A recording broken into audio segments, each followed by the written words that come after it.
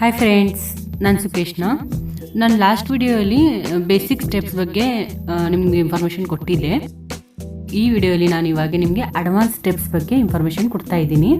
ಅದರಲ್ಲಿ first one ಬರುತ್ತೆ alterations ಹೇಗೆ ಮಾಡೋದು ಅಂತ.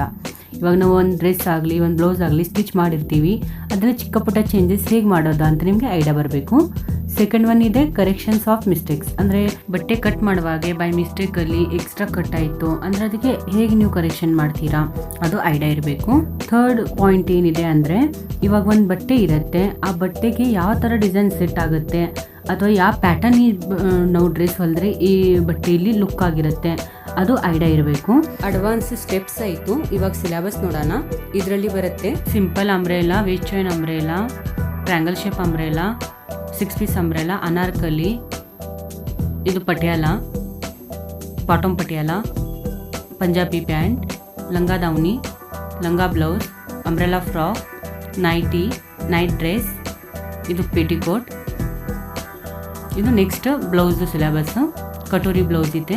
ಕಟೋರಿ ಬ್ಲೌಸಲ್ಲಿ ಟೈಪ್ಸ್ ಆಫ್ ಡಿಸೈನ್ಸ್ ನಾನು ತೋರಿಸ್ತಾ ಇದ್ದೀನಿ. ಅದರಲ್ಲಿ ಕಾಲರಲ್ಲಿ ಪ್ಯಾಚ್ ವರ್ಕ್ ಅದು ಎಲ್ಲ ಇದೆ.